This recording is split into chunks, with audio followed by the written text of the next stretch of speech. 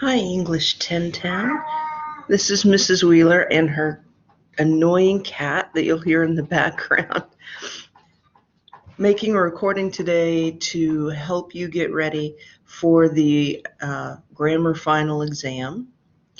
And I'm going to share my screen with you and we'll walk around here just a moment. Hope y'all are doing well. It's really early Monday morning as I'm recording this, trying to get this done before my kids and my husband need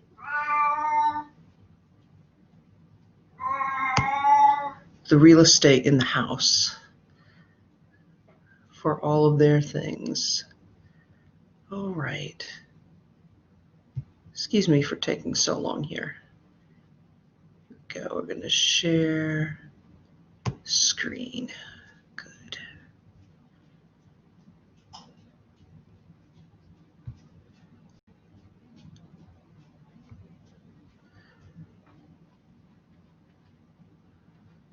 Okay, my entire screen.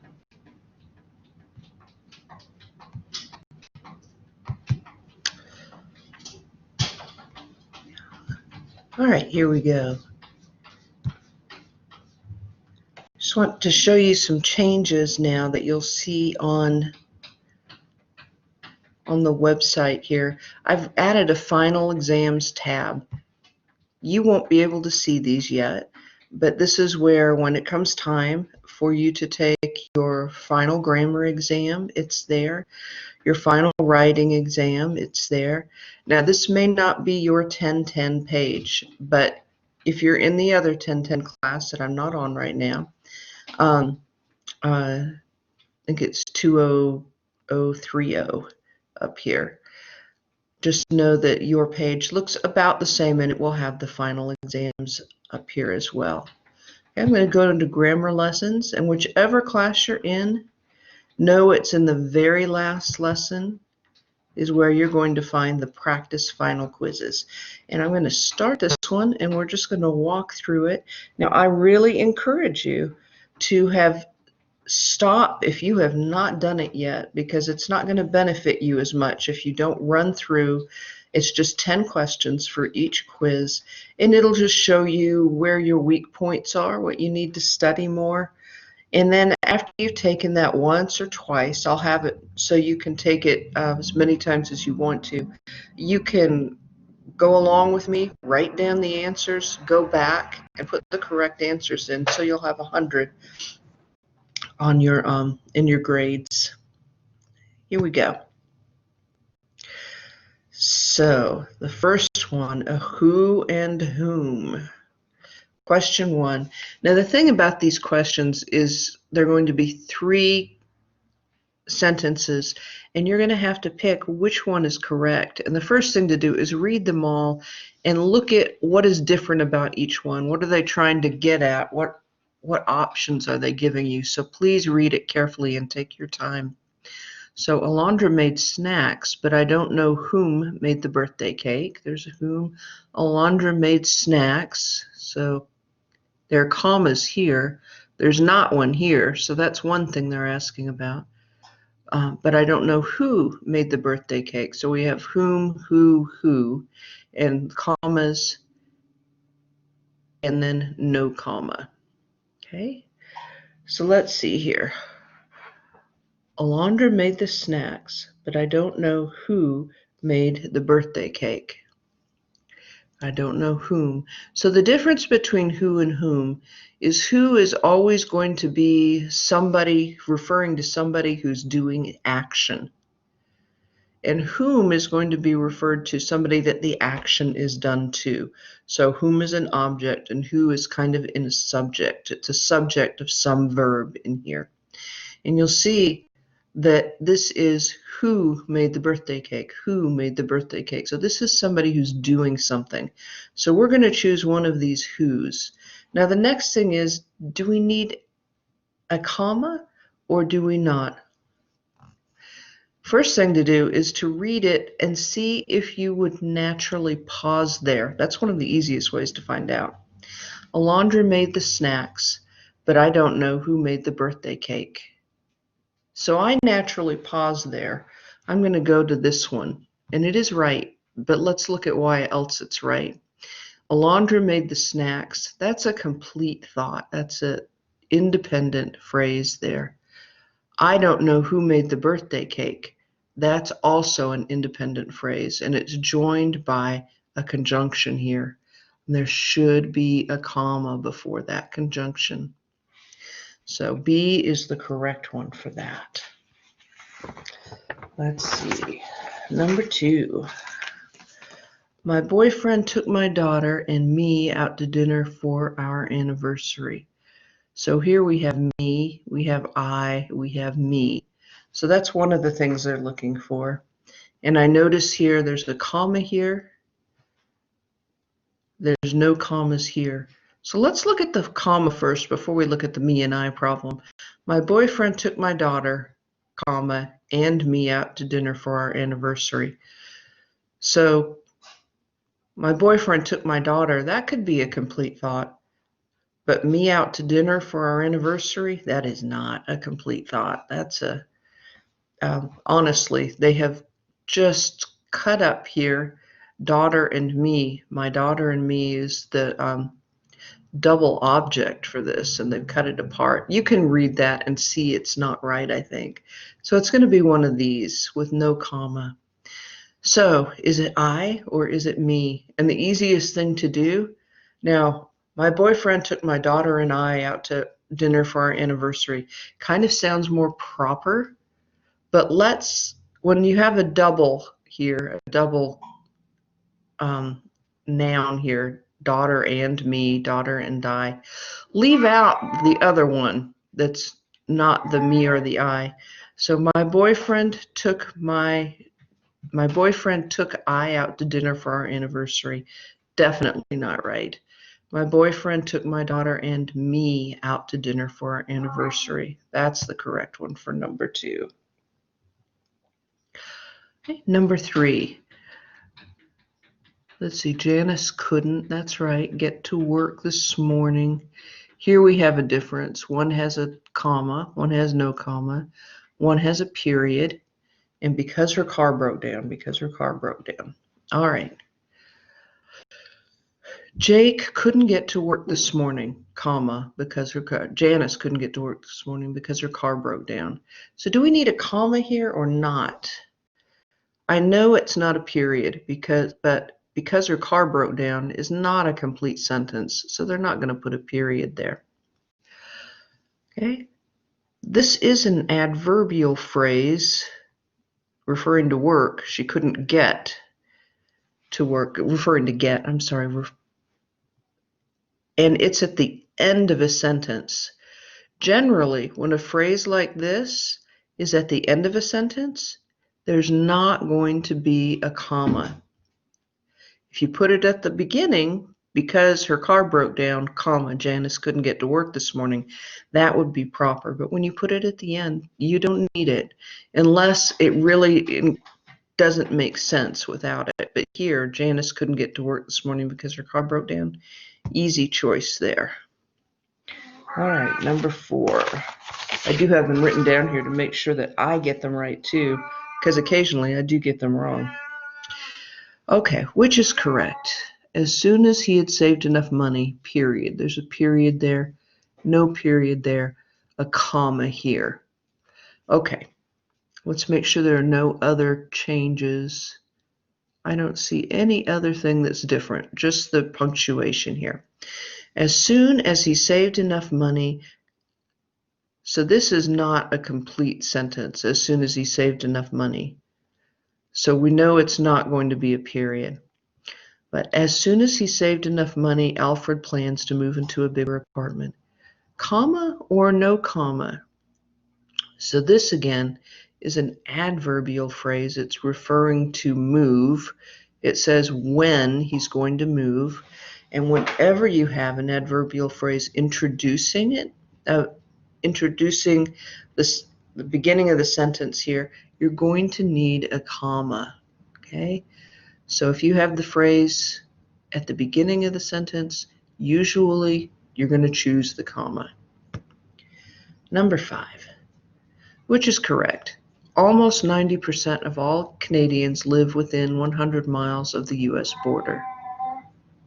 Okay, look at the difference here. I see live, lives, live. Okay, they're asking which verb goes with almost 90% of all Canadians. Is that a plural noun subject there, or is it a singular? And here also we have a comma. Almost 90% of all Canadians. Now this is the subject of the verb, the subject of the sentence. You don't need a comma after the subject. So we're going to mark out C. Let's see if one sounds right. Almost 90% of all Canadians lives within 100 miles of the US border. Almost 90% of Canadians live within 100. Okay, I'm telling you that I had to look this one up. I did indeed. And it's I don't think you're going to have one this hard, but I'm just going to tell you that usually a percentage is singular.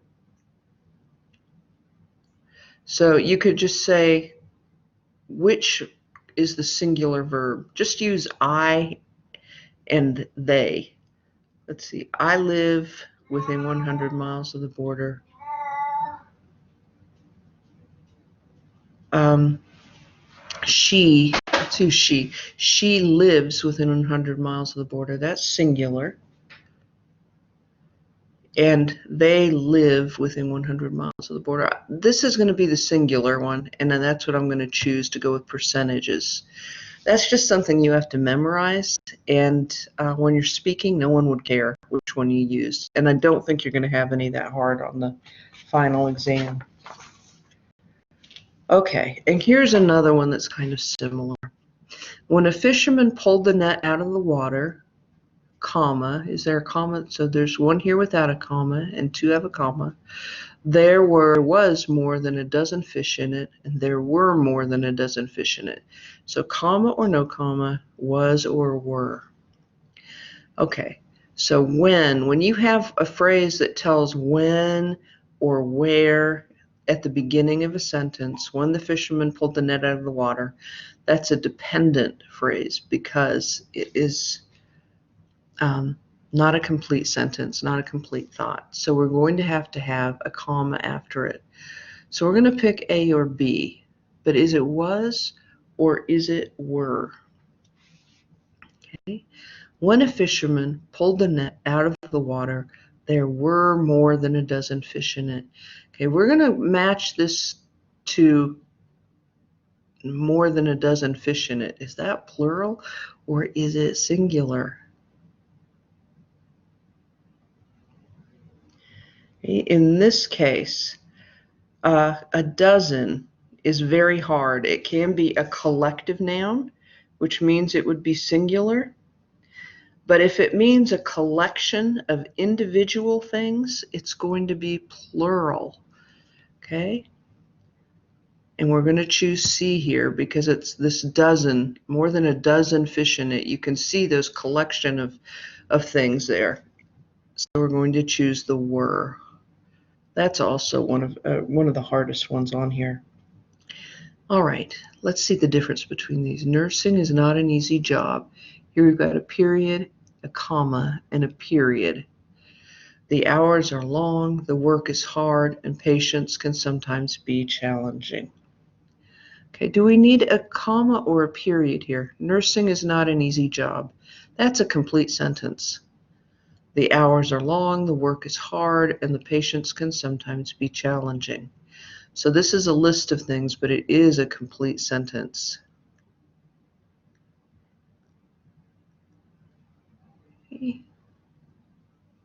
So I think I'm not going to choose this because this is going to be a comma splice, just putting two sentences together.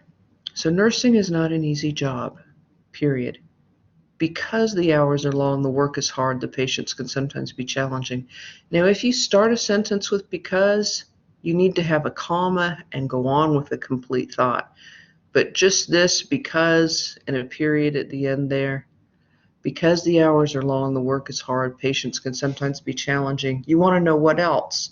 Because of this, what happens? So the correct one is going to be A. All right, number 8. Almost done with this one. Take a deep breath. Change this and make sure I've got this one right. Yes. All right. During the storm last night, some neighborhoods lost power. During the storm last night, comma, some neighborhoods lost power. During the storm last night, comma, some neighborhoods. Oh, look at this. We've got an apostrophe S, lost power. Well, most of you, I think, will remember that an apostrophe here is either a contraction or it's a possessive. And in this case, it would be a possessive. And there's nothing that the neighborhoods lost. If you wrote the neighborhood's power was lost, but that's not what it is. So it's definitely not C. During the storm last night, some neighborhoods lost power. You remember I was talking about this adverbial clause, during the storm last night. It's a dependent clause, and it's talking about when something happened, when they lost power. So you're going to have a comma after it. So B is your correct choice there. And question number 9. All of the children's toys are on the living room floor. Okay, I'm seeing the difference between where these apostrophes are. Here's one with toys in 2 different places in children. You all probably know this one. All of the children's toys are on the living room floor. You know that children is a plural noun. It's plural, and you don't have to do this then. Because it's already plural, you don't need to add an S and put an apostrophe after it. Because of its meaning more than one children, you go ahead and put an apostrophe and then an S after that. So children's toys is B. All right, last one.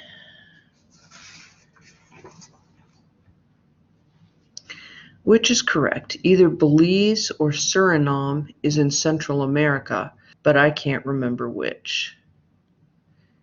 Either Belize or Suriname in Central America, but I can't remember which. What's the difference in this one? Okay, is an R here. And here is, this one uses a semicolon instead of a comma. So let's see which we're going to use.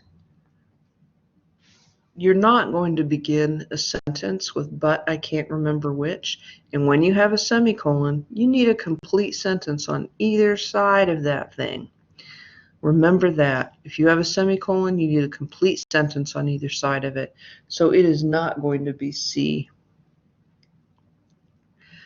Okay, now we have to do either Belize or Suriname is in Central America or are in Central America. Okay, if you use either or either, however you say it, that means it's going to be one or the other. They're referring to one or the other, not both at the same time. So you're going to use a singular verb, is. Belize is in Central America, Suriname is in Central America. So you're going to use A. All right, let's save and submit. I'm going to make sure that I got this correct before. Go ahead and hit OK. And it says grade not available. That's because that I have it not up yet. Oh, I'm going to have to go back and look at that before I make the next one. But the answers I gave you were correct because I have been through it before and printed out the correct answers. So I hope that helps a little bit. And I will record the other one that you can listen to when you have the time.